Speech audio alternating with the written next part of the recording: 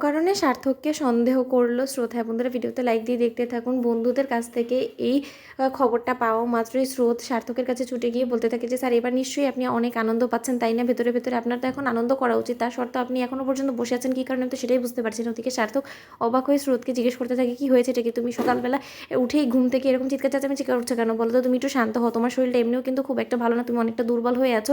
তাই আমি বলবো যে সকাল সকাল এরকম চিৎকার চেঁচামেচি করা তোমার শরীরের জন্য একদম ভালো না। ওদিকে স্রোত বলতে থাকে যে স্যার, আপনি ভালোই ন্যাকামি জানেন তো, বলুন তো আমার এত বড় একটা চরম ক্ষতি করার পর আপনি কী করে এত ঠান্ডা মাথায় এখানে বসে আছেন? আমি সেটাই বুঝতে পারছি না। আপনি একবার ভেবে দেখলেন না যে আপনার বাড়ির মা বোনেদের সাথে যদি এরকম জঘন্য ঘটনা ঘটতো, তাহলে ঠিক সেটা কতটা খারাপের দিকে চলে যেত? আপনি একবারও নিজের মনুষ্যত্ব বোধকেও যিনি প্রশ্ন করলেন না যে এই জঘন্য কাজটা আপনি কী করে করেননি? আপনি না একজন টিচার।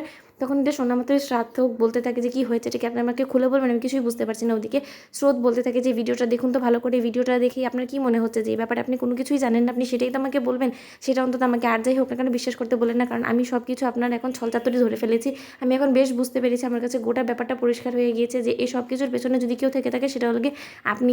আপনি আমার উপর প্রতিশোধ নেওয়ার জন্য এই জঘন্য ভিডিওটা কাউকে দিয়ে ধারণ করাবেন, আমি সেটা কোনোদিনও কল্পনাও করতে পারিনি।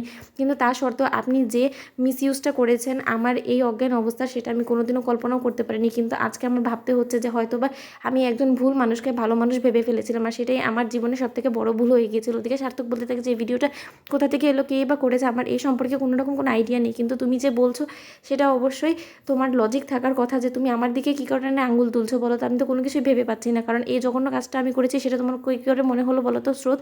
তুমি আর যাই হোক না কেন আমার ওকে একদম সহ্য করতে পারো না, আমিও তোমাকে সহ্য করতে পারি না, এটা ঠিক। কিন্তু তাই বলে আমি এরকম জঘন্য একটা কাজে নিজেকে জড়িত করবো, সেটা তুমি ভাবলে কী করে? আমি একজন শিক্ষক হয়ে আমি সবাইকে, আমার দায়িত্ব যে আমি শিক্ষাটাকে সবার কাছে বেটে দিব, কিন্তু তার জন্য আমি এরকম একটা জঘন্য কাজ করবো, সেটা কোনোদিনও আমার শিক্ষা অন্তত আমাকে এটা সায় দেয় না। আমি তাই তোমাকে পরিষ্কার করে বলে দিচ্ছি, এর মধ্যে আমার কোনো রকম কোনো যোগ সাজসই নাই, সেটাই আমি তোমাকে ভালো করে বলে দিলাম, বাকিটা তোমার বিশ্বাসের। ওদিকে সার্থক বলতে থাকে যে স্রোত, যে বা যারাই এই অন্যায় কাজটা করেছে তাদেরকে আমাদের হাতে নাতে ধরে সকলের সামনে টেনে হিঁচড়ে নিয়ে আসতে হবে। ওদিকে স্রোত বলতে থাকে যে স্যার, আপনি সত্যি বলছেন এই কাজের সাথে আপনি নিজে একদমই জড়িত না? তখন সার্থক বলতে থাকে যে আপনার কি মনে হয় আমি এতটাই জঘন্য একজন লোক?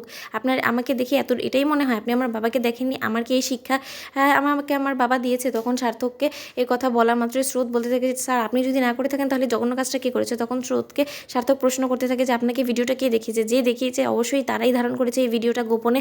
আমি কালকে রাত্রে আপনার রুমে গিয়েছিলাম, এটা সত্য কথা, কিন্তু আমি শুধুমাত্র আপনার এই খারাপ অবস্থা দেখে নিজেকে আর আটকে রাখতে না পেরে আপনাকে মেডিসিন দেওয়ার জন্য আমি আপনার রুমে গিয়েছিলাম। এছাড়া আমার কোনো রকম কোনো বদ উদ্দেশ্য ছিল না। আপনি আমার কথা বিশ্বাস করুন, আমার যদি কোনো বদ উদ্দেশ্য থাকতোই তাহলে তো আমি অনেক আগে আপনার কাছে যেতে পারতাম না, তার সত্ত্বেও আমি যাইনি। কিন্তু কালকে আমি আমার নিজেকে আর কোনো মতে আটকে রাখতে পারিনি আপনার এই খারাপ অবস্থা থেকে, তাই আমি গিয়েছিলাম, এটা আমি রাজি মানছি। তো বন্ধুদের ভিডিওটি ভালো লাগলে লাইক কমেন্ট শেয়ার করে সাবস্ক্রাইব করতে ভুলো না।